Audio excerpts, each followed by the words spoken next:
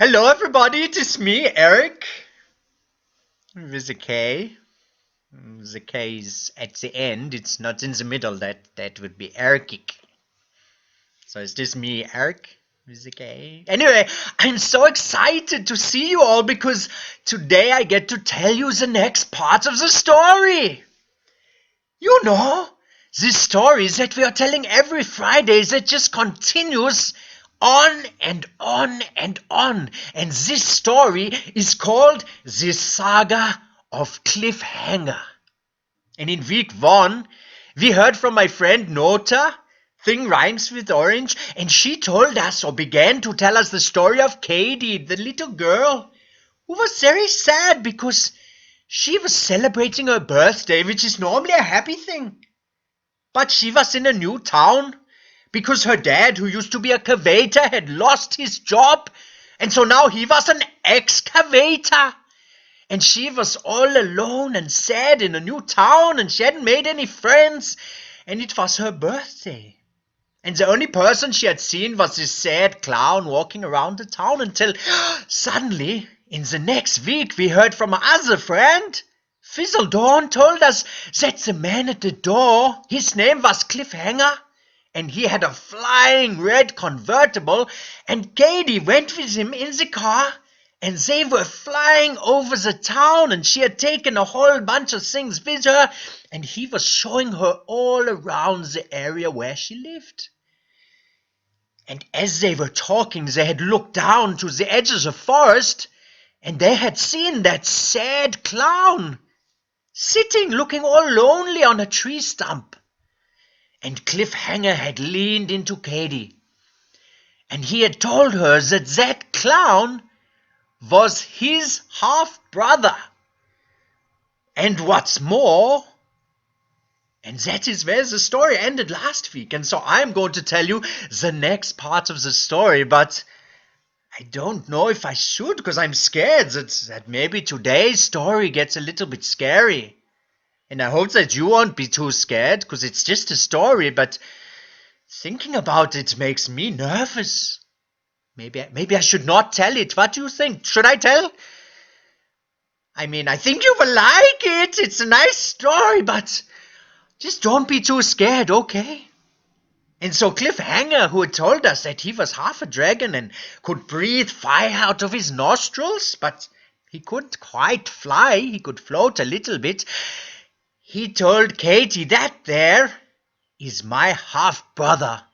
And as he was talking, slowly his red convertible was flying down to land next to the clown. Clyff Hanga lowered his voice a little and said to Katie, and what's more, I don't know if that clown is as sad as he seems. Because now they were very close, and even though the clown looked sad, it seemed to them as if he was giggling. And giggling is not normally a sad thing, and so they got out of the car and walked over to him. Hif, said Clyff, because that was his brother's name. His name was Hif Clanger, which is quite strange, because you would have thought, being brothers, they would have the same last name, but they didn't. It was slightly different. Hif Clanger was the clown, but he was definitely giggling and laughing about something, but he still looked sad. And Katie realized it was because the makeup made him look sad. His face was painted sad, but he was not sad. He was happy, you know. And so they said, Hif, why are you so happy and yet you look so sad? It is very confusing for us, trying to know which emotion you have. And Hif looked at them and he said, Clyff, my old brother, half-brother, I have not seen you for so long. It is so good to see you. And who is this? And Clyff introduced him. This is KD. She is very sad because it is her birthday. But she doesn't know anyone. But now she knows me, and now I can introduce you to her, and you're not even sad anymore. You can be her happy clown friend who just looks sad.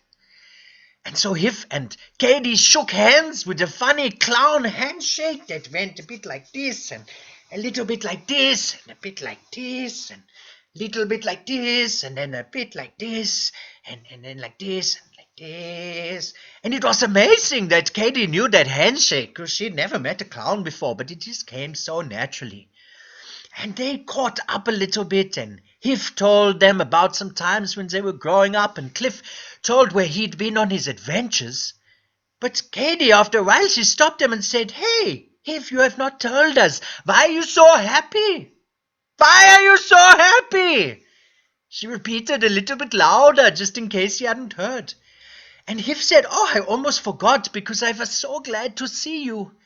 But I have learned that there is a secret on the other side of this forest. And Clyff, that secret is to do with our mother." Because Clyff and Hiff had never known their mother. Their father was a dragon, but they were only half dragon, and so they knew that their mother was not a dragon. But that was all they knew about her, and so Clyff got very excited. "Hiff, what are you talking about?" And so Hiff said, "Well, I received this anonymous message in the mail, and it was about our mother. That she is alive, and that is why I'm happy and giggling and ready to go and look for her. But I'm glad that you came, because this is a treacherous forest, and I cannot go through it alone. There are dangerous animals and creatures and happenings in this forest, and I am very scared that if I try to go through by myself, I will not make it. But the message said that on the other side of this forest, there is a big castle. On the other side of a lake that is filled with mermaids. And in that castle, there is somebody that knows where our mother is. And so we have to get there, Clyff." Clyff was very excited as well. "Come, let us go." And soon the three of them were walking through the forest. Everything was good, and KD was starting to think, maybe this is not such a bad birthday after all. And this forest doesn't seem dangerous. There are some pretty flowers, and there are some beautiful trees. Oh, what is that? Suddenly, Katie felt a little sting on the eye. It was very uncomfortable, but she looked around and couldn't see anything, and so she carried on walking, and they were laughing, and Clyff was telling story about the times that the goose had got onto his head. Oh! Now it was the other eye. Katie was beginning to get a little bit worried, because stings were happening all around her face. And it was starting to happen a little more. "Clyff, what is going on? I'm being stung from all directions." Clyff looked around and started to look very worried. "Those must be the wretched Hitsketos."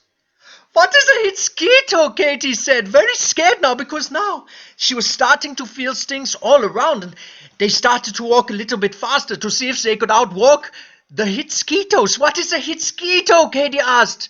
"Well," said Clyff, very hurriedly, as now they were really trying to move a lot faster. He said a Hitsketo is kind of like a mosquito, but it's a lot more accurate. And so it gets you a lot more of the times." "Oh no," said Katie, "I don't like these Hitsketos at all. They're making me very sad and very sore." And so they started to run.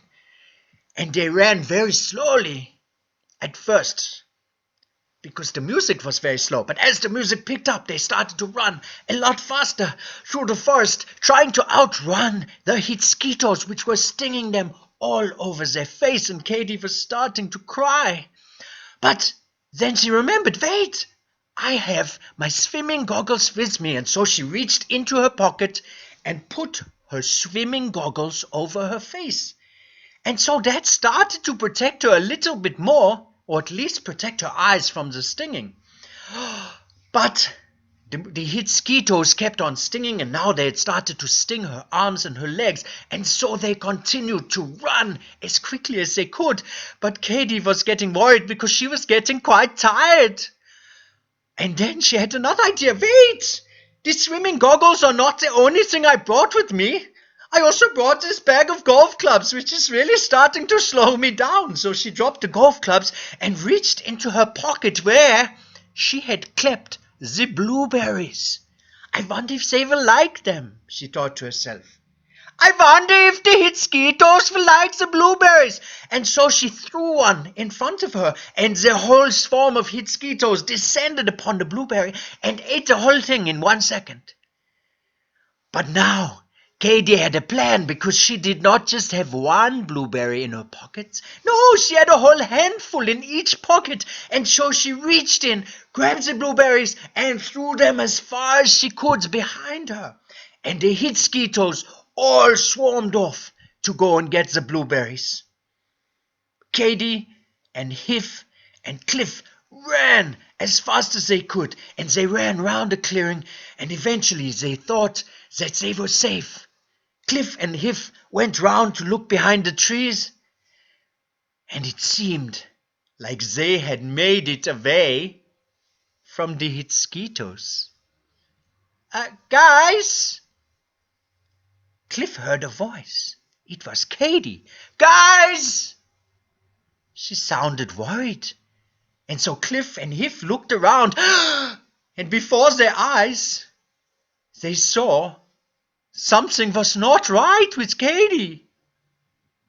I am sinking! KD screamed. Clyff started to panic. What are you thinking about? No, I am sinking. And Clyff started to realize that before his eyes, she wasn't sinking like thinking, she was sinking into the sand, because KD had wandered a bit further than the boys, and she was now standing in some quicksand and slowly sinking deeper and deeper into the sand. It was already up to the top of her boots, and it looked like she was about to be lost forever. What can I do? KD said. Don't panic, said Clyff, as he looked to his side, and he saw. And I think that is where I'm going to have to leave the story for today. What did Clyff see? Is it going to be able to help them? And will KD be able to be saved from the quicksand that she is sinking into? Oh, I hope you are not too scared. I'm very scared, and I can't believe I have to wait another week to find out what happens in this continuing story that we call the Saga of Clyff Hanga.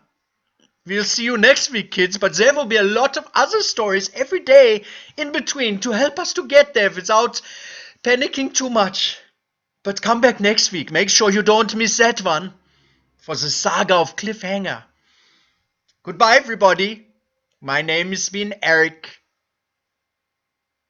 with a K. I hope you liked the story.